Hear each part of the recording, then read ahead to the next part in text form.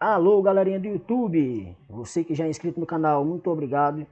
Você que não é inscrito ainda, mas que está assistindo essa aula, corre aí, se inscreva, deixa aquele like bem gostoso. Se aveste, homem, perca tempo não. Bom, nessa aula continuaremos com o tema função quadrática ou função polinomial do segundo grau, parte 2. E você que não viu a parte 1 ainda, eu aconselho que você volte lá na nossa playlist, assista a aula 1, para fixar melhor o conhecimento aqui na aula 2. Muito bem, nesta aula a gente vai abordar a quantidade de raízes da função quadrática. A gente vai começar a falar sobre o gráfico, já é uma introduçãozinha para a parte 3. Nesta aula a gente vai falar sobre a parábola, que é o gráfico da função quadrática. E esta parábola pode ter concavidade para cima ou para baixo. Muito bem, concavidade para cima, para baixo, o que é isso, né? Bom, a gente vai descobrir já já. Bom, para falar sobre a quantidade de raízes, a gente vai ter que falar sobre o delta. Por quê? Porque o delta influencia diretamente na quantidade de raízes da sua função, da função que você está tentando calcular as raízes. Então vamos lá, a quantidade de raízes depende do valor de delta. Se o delta der um valor maior que zero, ou seja, um valor positivo, a função quadrática em questão vai ter duas raízes reais e o x1 diferente do x2. Mas se o delta der um valor igual a zero, você vai ter duas raízes reais e o x1 vai ser igual ao x2. Por último, se o delta der um valor menor que zero, ou seja, se o delta der um valor negativo, não haverá raízes no conjunto dos números reais.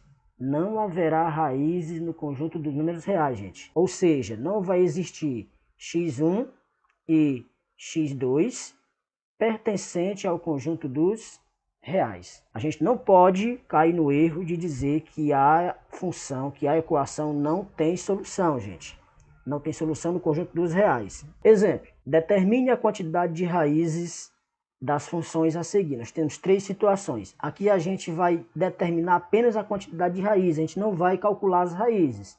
A gente vai só identificar quantas raízes tem cada uma dessas funções.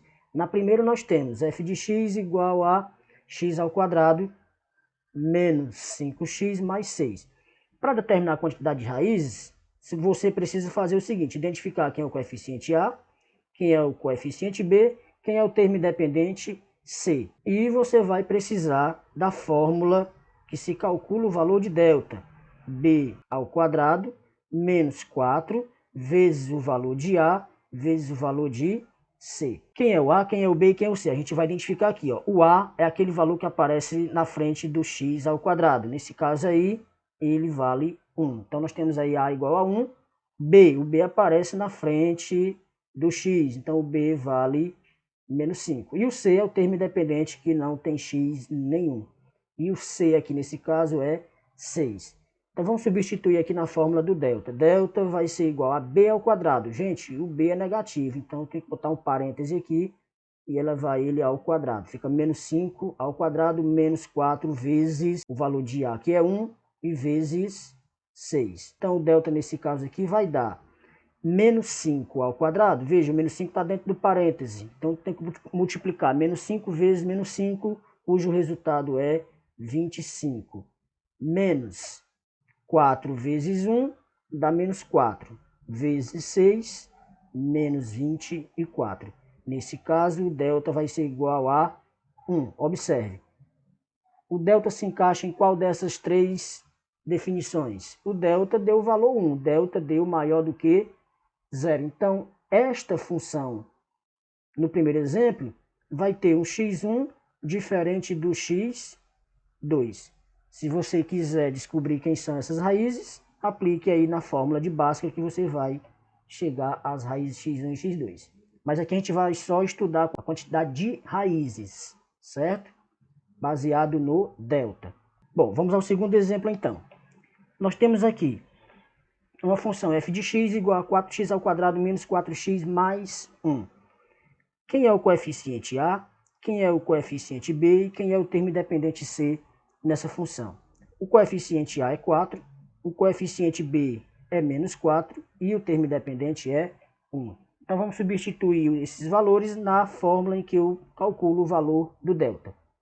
Aqui nós vamos ter B ao quadrado, nós vamos ter aqui menos 4 ao quadrado, menos o valor menos 4, que é da fórmula, vezes o valor de A, que é 4, e vezes o valor do termo independente C, que é 1. Gente, quanto é que vai dar o delta aqui? Ó? Base negativa, entre parênteses, expoente par. Resultado positivo. Então, eu tenho 16 menos 4 vezes 4, 16 vezes 1, dá 16. O delta vai dar igual a 0. Galera, delta deu igual a 0. Ó. Quando o delta dá igual a 0, se encaixa nessa segunda, nessa do meio, nessa segunda definição aqui. Então, eu vou ter o x1 exatamente igual ao x2. Último exemplo. Na função f de x igual a 2x ao quadrado mais 3x mais 4, quantas raízes vai ter essa função? Então, vamos identificar aqui o coeficiente A, o coeficiente B e o termo independente.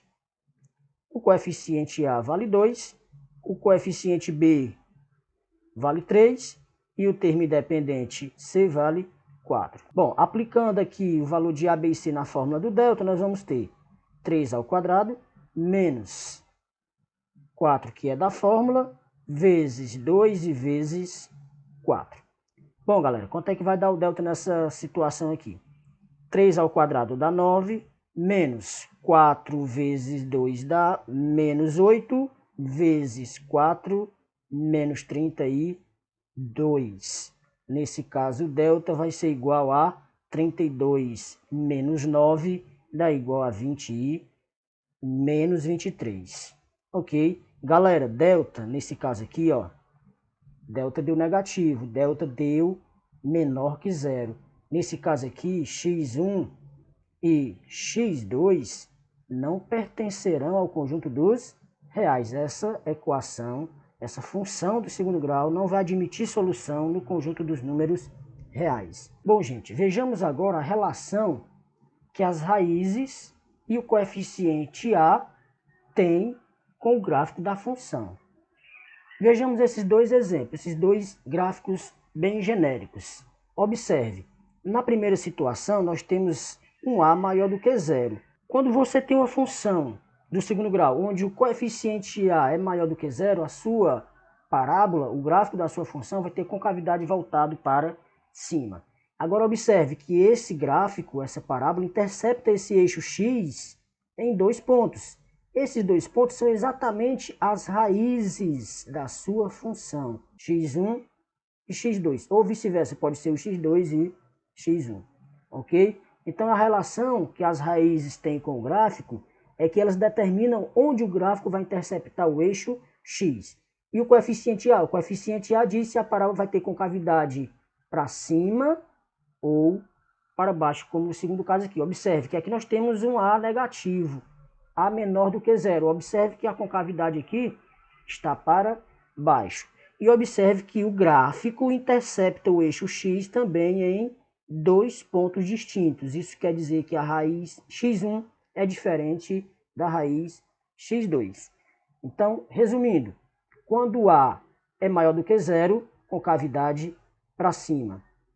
Quando A é menor do que zero, concavidade para baixo. E se o x1 é diferente do x2, seu gráfico vai interceptar o eixo x em 2 pontos distintos, exatamente em cima das respectivas raízes. Prosseguindo, a segunda situação, nós temos aqui delta igual a zero e x1 igual a x2. O que isso quer dizer? Se o gráfico intercepta o eixo x sempre em pontos referentes relativos às raízes da equação, se essas duas raízes são iguais, se o x1 é igual ao x2, isso quer dizer que o gráfico, a parábola, vai interceptar, aliás, não vai interceptar, vai tocar o eixo x em apenas um ponto.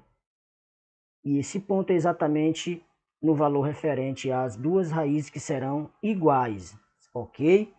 E aqui vocês podem ver que o gráfico tem concavidade para cima, a parábola tem concavidade para cima, porque o coeficiente A é maior do que zero, ok? Vejamos aqui a segunda situação. Observe que esse gráfico aqui em vermelho também, que representa a nossa parábola, também toca o eixo x em apenas um ponto, exatamente em cima dos valores referentes ou do valor referente à nossa raiz. Já que o x1 é igual a x2, então podemos dizer que tem uma única raiz.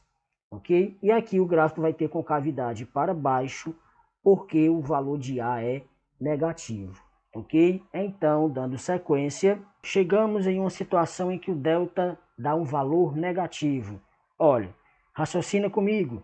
Se o delta indica a quantidade de raízes da equação e a parábola sempre intercepta o eixo x em valores referentes às raízes x1 e x2, se não haverá raízes, então o gráfico não vai interceptar o eixo x. Observe na primeira situação e observe aqui na segunda situação.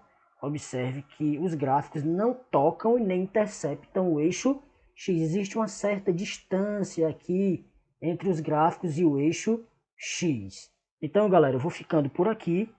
Com isso eu encerro a parte 2 e aguardo vocês na parte 3. A gente vai abordar na aula 3 o valor de máximo ou mínimo da função quadrática.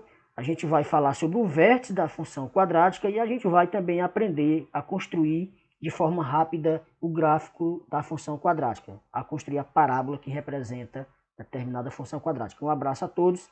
Se você não é inscrito no canal, repito, se inscreva aí, deixa aquele like gostoso e aguardo você na próxima aula. Um abraço.